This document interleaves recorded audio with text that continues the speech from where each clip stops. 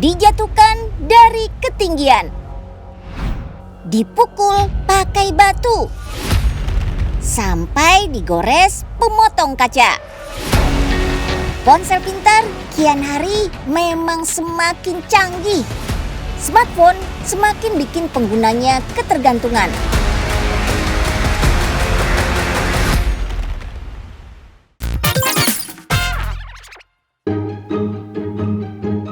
Ponselnya sudah pintar. Pemakainya harus lebih pintar dong. Pintar membagi waktu menggunakan gadget. Pintar juga dalam memilih smartphone sesuai kebutuhan. Jangan salah pilih, apalagi sampai salah beli. Kalau nggak diteliti dengan seksama, bisa-bisa ponsel yang kita beli adalah ponsel rekondisi.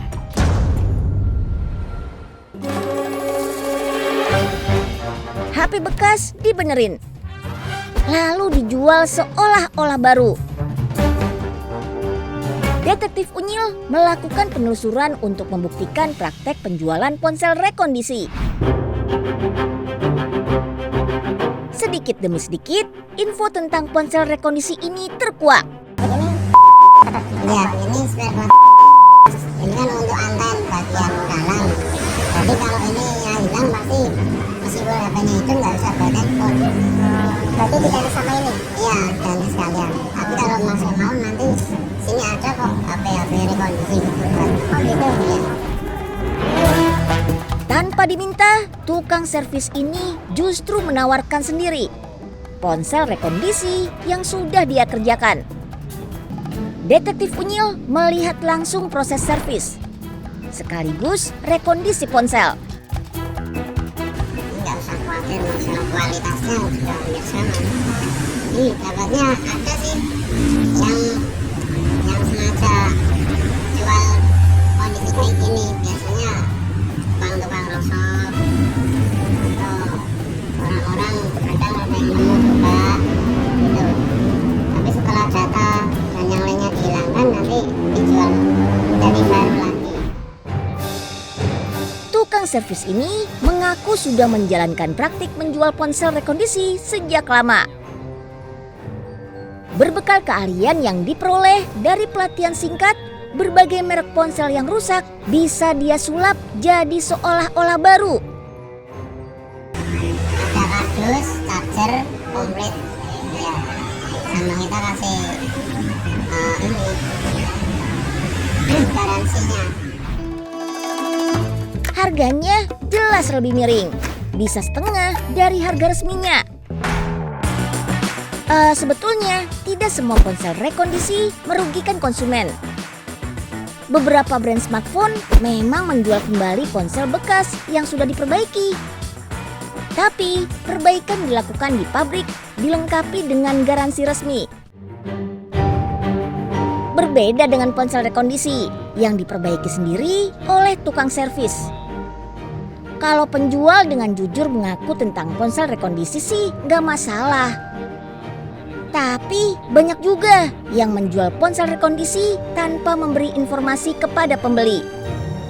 Niatnya mau beli HP baru, malah dapat HP bekas yang gak jelas asal-usulnya.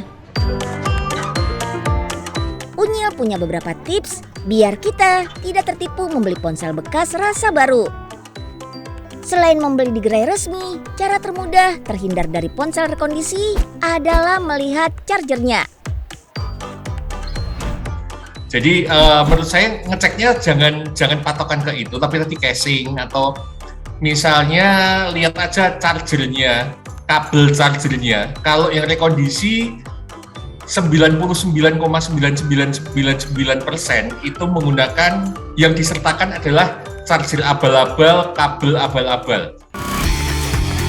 Konsumen jelas dirugikan. Niat membeli HP baru, pembeli malah kena tipu. Kerugian materi jelas nggak terhindarkan. Tapi ada bahaya lain. Bagian dalam ponsel yang tidak original berpotensi menyebabkan arus pendek saat mengisi daya.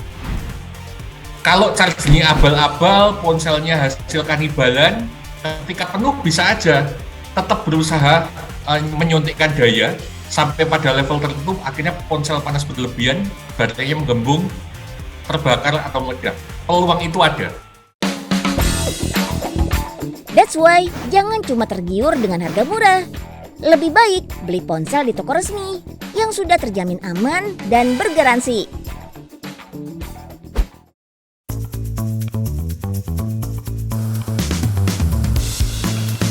Sobat Unyil tahu nggak apa sih bedanya baterai yang digunakan pada ponsel dengan baterai biasa? Baterai lithium yang dipakai untuk ponsel bisa di-charge. Baterai biasa nggak bisa. Penggunaan baterai lithium makin luas, gak cuma untuk ponsel atau alat elektronik ringan. Kendaraan listrik juga menggunakan teknologi baterai lithium. Perbedaan baterai lithium dengan baterai biasa terletak pada isinya. Baterai lithium menggunakan cairan elektrolit sebagai penghantar listrik. Cairan elektrolit jugalah yang membuat baterai jenis lithium bisa diisi ulang. Lama-kelamaan, kemampuan baterai lithium untuk menyimpan listrik bakal menurun. Makanya, kalau sudah lama digunakan, baterainya cepat habis. Kalau dari segi usia, baterai lithium jelas lebih tahan lama dibanding baterai biasa. Yang dikenal juga dengan sebutan baterai sel kering. Ada dua jenis baterai sel kering, karbon zinc atau karbon seng dan juga alkalin. Baterai jenis karbon seng terdiri dari dua bagian utama, yaitu bahan karbon berbentuk serbuk dan bahan seng. Serbuk karbon sebagai kutub positif, logam seng sebagai pembungkus sekaligus kutub negatif. Arus listrik baterai jenis karbon seng tercipta dari kontak langsung antara serbuk karbon bermuatan positif bersama logam seng yang bermuatan negatif. Agar serbuk karbon bisa aktif, perlu tambahan cairan elektrolit. Untuk kontak langsung dengan peralatan elektronik, harus dipasang metal toplek. Baterai tinggal diberi lapisan terakhir sebagai jaketnya. Karena sudah menggunakan mesin otomatis yang canggih, dalam sehari pabrik ini bisa menghasilkan 2 juta butir baterai berjenis karbon seng.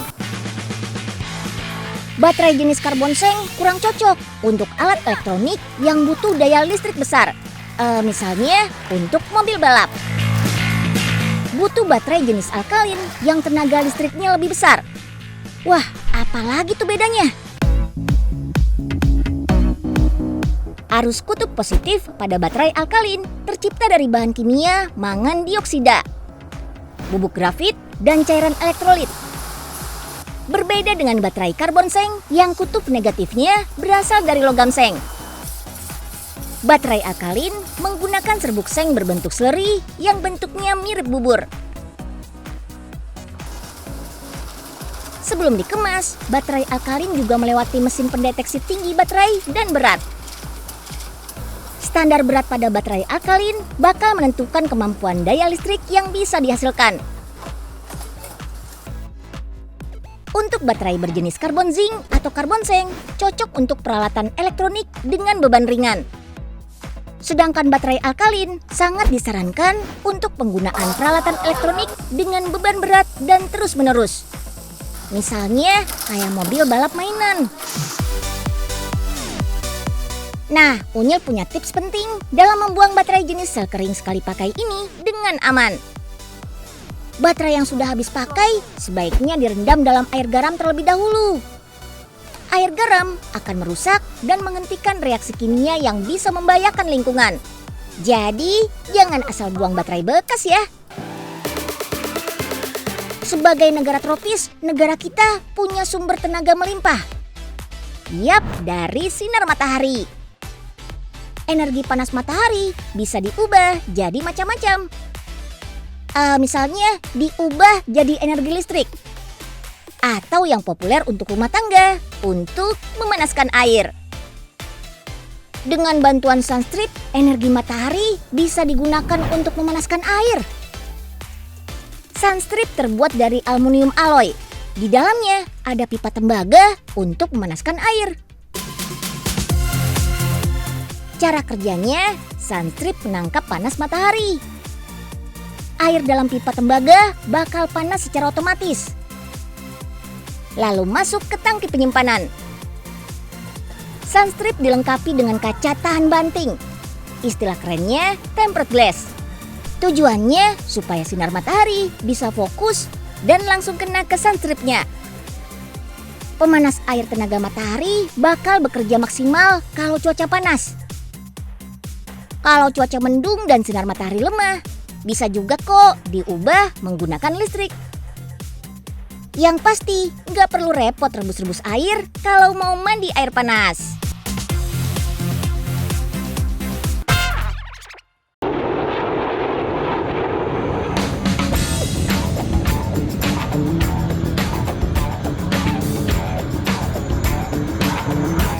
Selain melihat berbagai jenis pesawat, kita juga bisa melihat atraksi pesawat langsung di langit. Pesawat super mewah, drone canggih, helikopter militer yang super keren.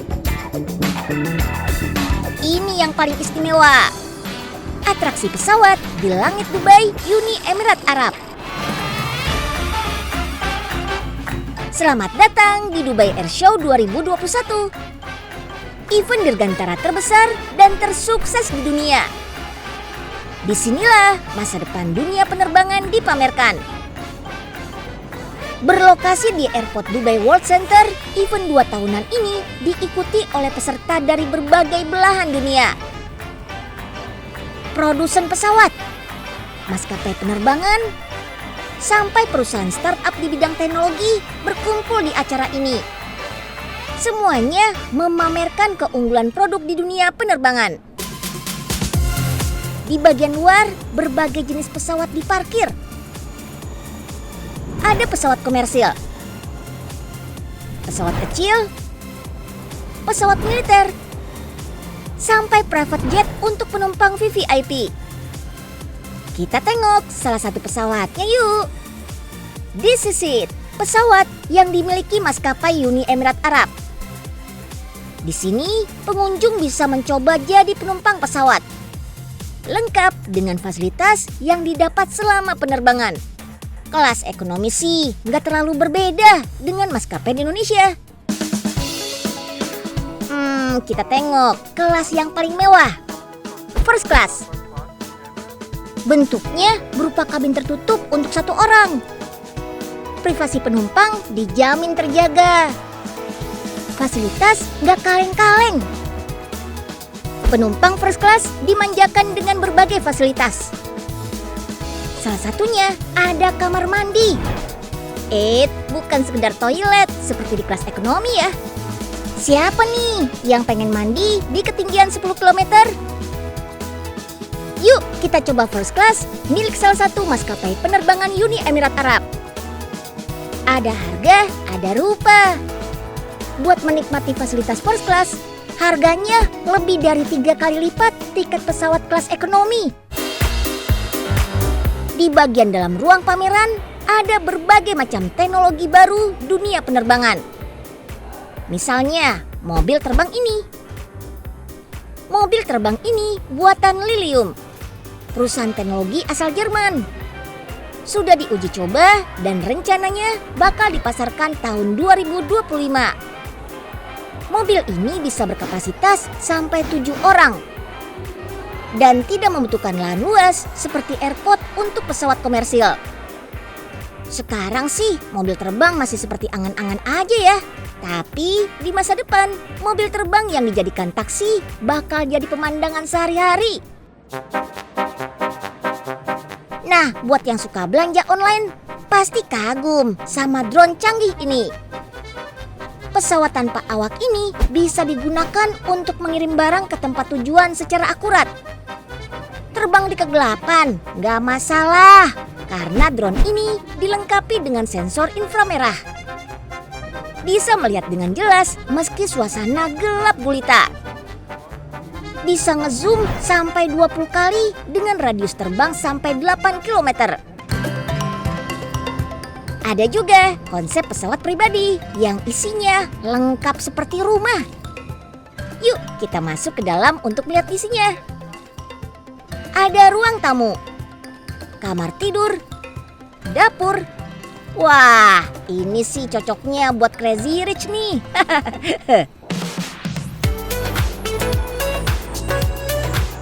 Selain melihat berbagai jenis pesawat, kita juga bisa melihat atraksi pesawat langsung di langit. Sobat Unyil, gak usah insecure ya, lihat kecanggihan dunia penerbangan yang dipamerkan di Dubai Air Show ini. Indonesia juga gak kalah keren kok soal teknologi transportasi. Gak percaya? Ini buktinya. Perkenalkan, taksi drone pertama di Indonesia. Buatan salah satu startup di Bantul, daerah istimewa Yogyakarta. Taksi drone ini didesain untuk ditumpangi 2 orang dengan maksimal beban 200 kg. Ada ruang bagasi lumayan besar buat menampung koper berukuran sedang di bagian belakang. 90% material yang digunakan di taksi drone ini berbahan serat karbon. Bahannya ringan, tapi sangat kuat. Sama seperti bodi pesawat terbang modern. Ada 8 baling-baling yang bakal digerakkan sama motor penggerak. Jumlah baling-baling bukan cuma buat keren-kerenan aja ya. Semakin banyak baling-baling, drone semakin stabil. Baling-balingnya dipasang atas bawah supaya lebih hemat ruang dan bobotnya lebih ringan. Baterai yang digunakan bisa menerbangkan drone selama 30 menit melayang di udara dengan kecepatan maksimal 100 km per jam. Taksi drone punya keunggulan kemampuan vertical take off. Artinya bisa lepas landas secara vertikal kayak helikopter. Jadi nggak perlu tuh landasan pacu yang terlalu luas. Cukup area seluas mobil aja. Melihat atraksi pesawat terbang memang seru. Tapi ikut atraksi di udara perlu pelatihan dan proses yang sangat panjang. Kalau Sobat Unyil pengen ikut aksi seru, bisa juga kok gabung di komunitas sirkus. Yuk kita simak info selengkapnya.